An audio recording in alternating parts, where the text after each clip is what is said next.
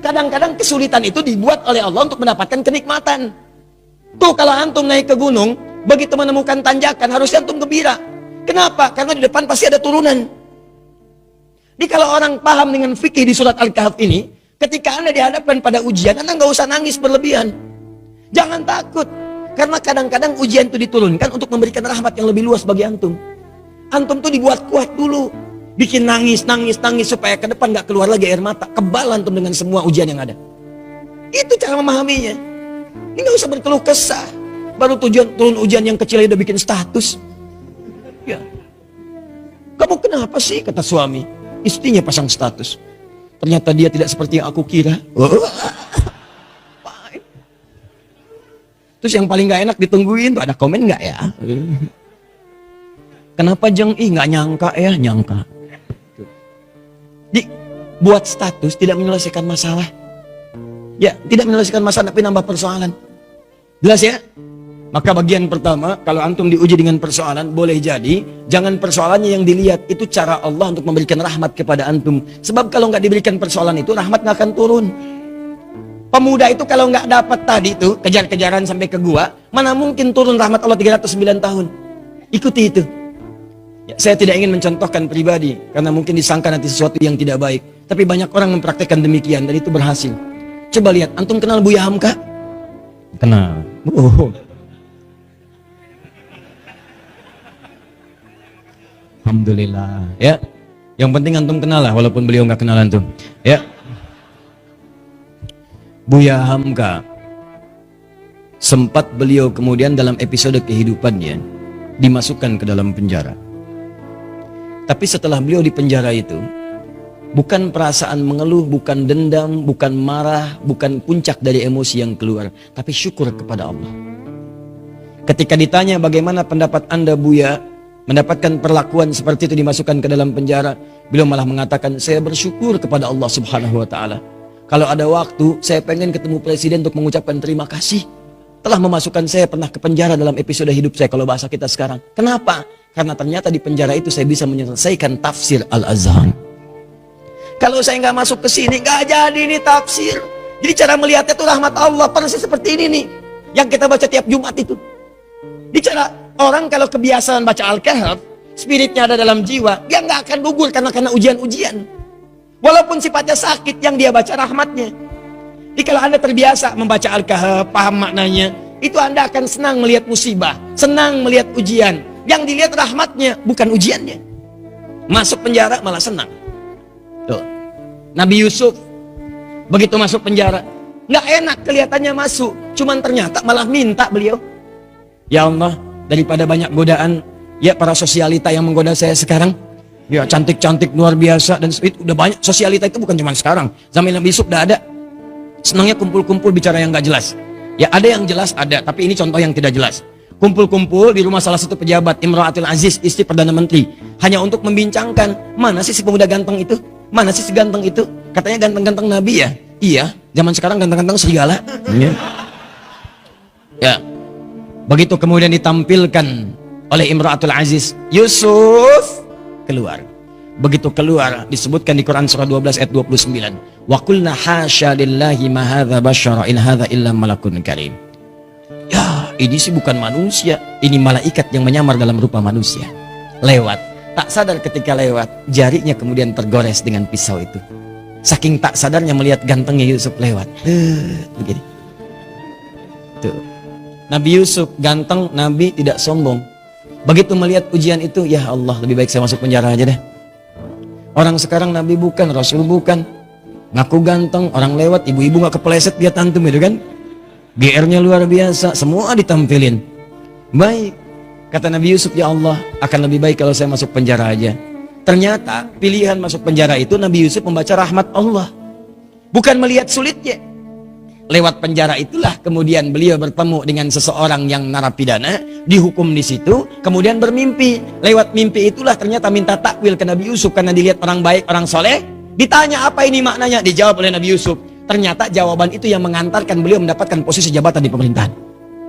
Begitu rajanya bermimpi, ya ada 7 ekor kemudian sapi, dimakan 7 ekor serigala, semuanya dimakan habis, hancur semuanya, bingung menafsirkannya. Dukun-dukunnya sekitaran mengatakan itu paling mimpi buruk saja. Kok berulang-ulang terus-terusan?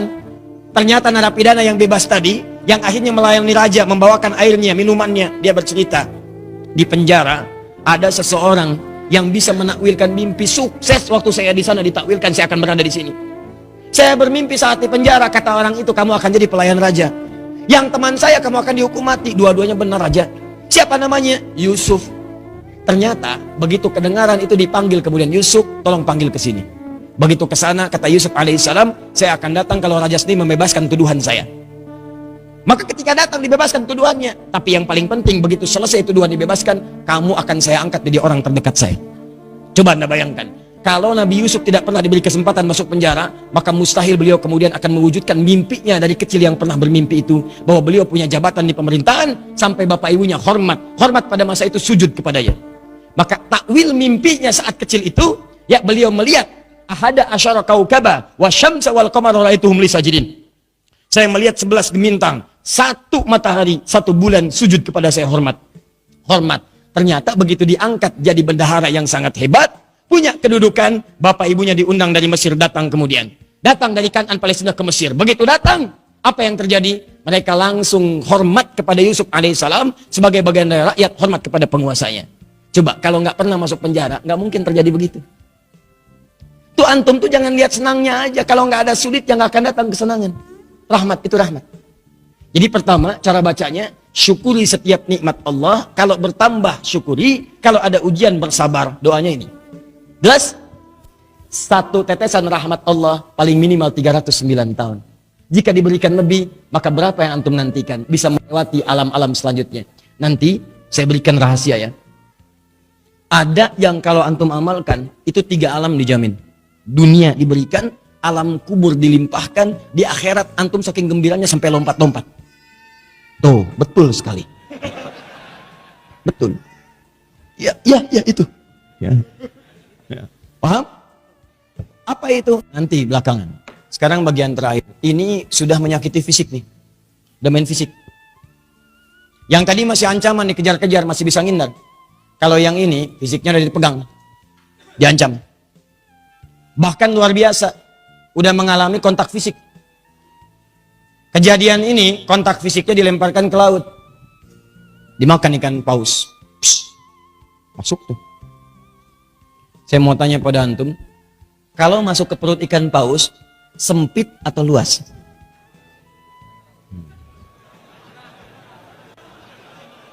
Tak, saya tuh penasaran dengan antum. Antum itu siapa sebetulnya? Antum itu siapa sebetulnya? Buya Hamka kenal. Masuk perut ikan paus punya jawaban. Luar biasa. Ini gelas aja dengar jawaban antum sampai keringetan tuh. Masuk perut ikan paus, nggak akan pernah ada yang jawab luas. Yang terbayang pasti sempit, walaupun Anda belum pernah masuk ke dalamnya. Masuk ke perut ikan paus, terang atau gelap? Tuh, gelap. Sudah pernah masuk, Bu? Belum, Ustadz. Tapi kita bisa bayangkan. Karena nggak ada cahaya di sana, PLN pun nggak bisa masuk. Nggak, saya kebayang kalau ada inovasi PLN, petugas PLN berdasarkan kisah Nabi Yunus ingin memasukkan listrik ke dalam perut ikan paus. Bagaimana cara masangnya? Nggak ada listrik, cahaya tidak ada, berarti gelap.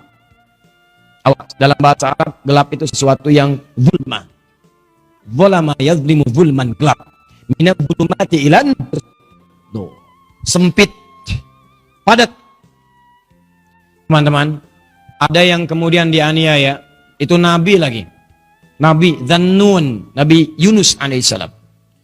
Diusir oleh umatnya, masuk ke perkampungan, naik ke atas kapal, di situ bahkan diundi, ternyata beliau harus dilemparkan. Ini kapal keberatan nih, zalim, ambil aja orang itu, undi, dia orangnya, lemparkan. Begitu dilempar ke dalam perut ikan paus, ya dilempar ke lautan, ditangkap ikan paus. Wah, hebat ikan paus, dan nungguin. Tangkap, masuk. Apa yang terjadi? Gelap, sempit, sesak, capek luar biasa. Tapi yang ingin saya sampaikan adalah, perhatikan baik-baik. Wadhannuni, Quran surah ke-21, ayat 87 sampai 88. Saya tuliskan. wa dhannuni idh dhahaba mughadiba fa dhanna an lan naqdir alaihi fanada fi dhulumati, gelap, ya alla ilaha illa anta subhanaka inni kuntu minadh dhalimin. Sebelum kisah ini dimulai, saya akan ajak Anda ke ayat sebelumnya, yaitu 84, 85, 86 ya. Khususnya 85 dan 86.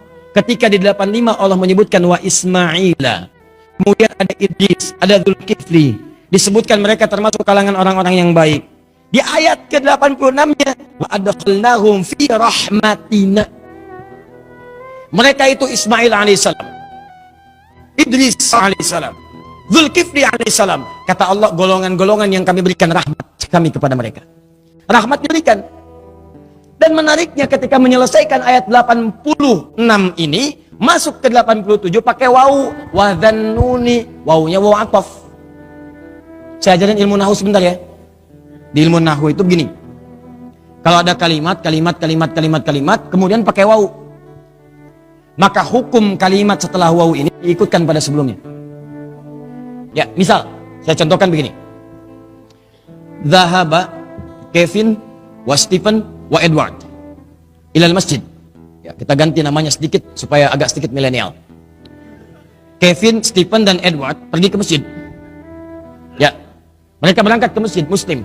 Ya, masuk Islam, kemudian sholat, berangkat ke masjid. Kevin, Stephen, Edward. Ada satu orang lagi yang belum disebutkan.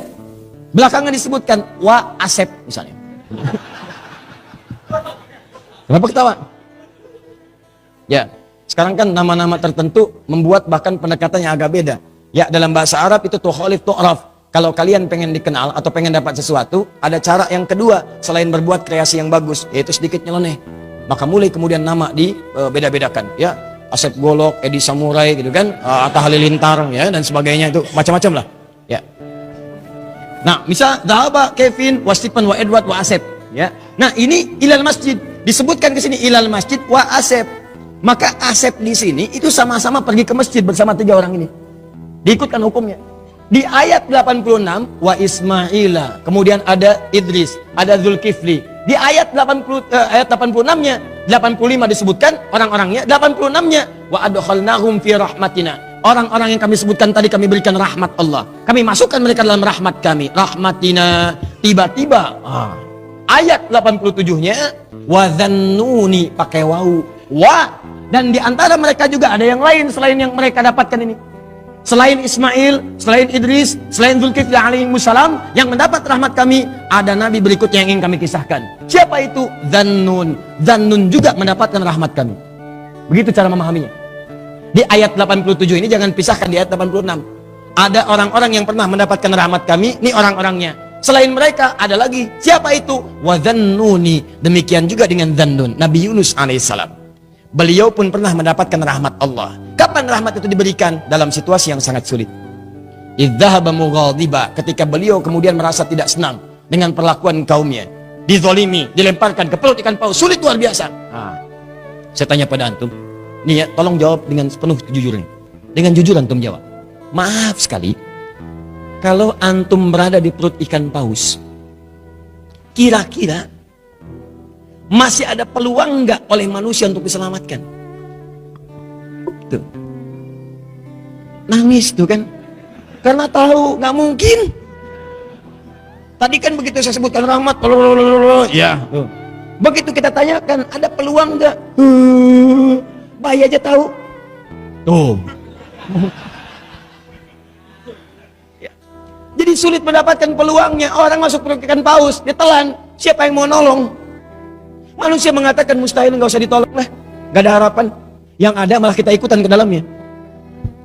Paham? Tuh. Kalau gerah, kipasi. Kalau perlu air, berikan. Kalau ada permen, sampaikan. Maka teman-teman sekalian, nah, berdoalah kemudian Nabi Yunus kepada Allah. Apa doanya? Nih, perhatikan kalimatnya. Wanada fi dhulumat, maka dalam suasana gelap, capek, resah itu beliau berdoa kepada Allah. alla ilaha illa anta.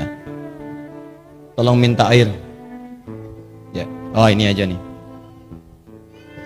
Atau aqua, ada aqua? Baik. Tolong diberikan ke belakang, barangkali haus. Ya. Kalau bukan anaknya, ibunya yang minum. Ya. Ya, saya nggak minum nggak apa-apa, ada apa aku mati ya. Yang penting antum nyaman insya Allah. Baik. Antum ikhwan ada lagi yang mau nangis? Wa nada fi dhulumat, maka beliau bermohon kepada Allah dalam suasana gelap sulit itu. Alla ilaha illa anta, catat doanya, catat. Kalau antum sedang dizalimi orang secara fisik, diancam, dimacam-macam, bahwa proyek antum diambil orang, kelihatannya zalim aja. Maka dalam suasana gelap itu Nabi Yunus bermohon kepada Allah. Gelap, sempit, capek, sulit. Alla ilaha illa anta. Dimulai dari sini.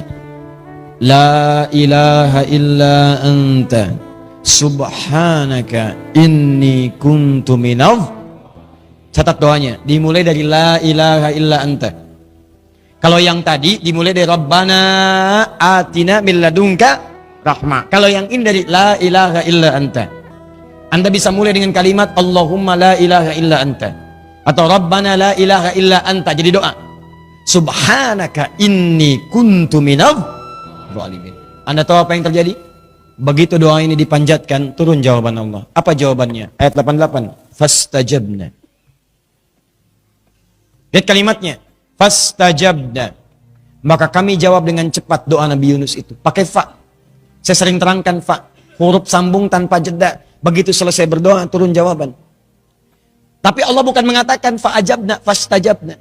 Pakai ista. Ingat pertemuan lalu? Kalau ada ista, berarti ada tuntutan. Amalkan dulu ininya, baru kami berikan jawabannya. Seakan-akan ingin dikatakan begini, amalkan dulu doanya, resapi doanya, kami kabulkan, baru dikabulkan.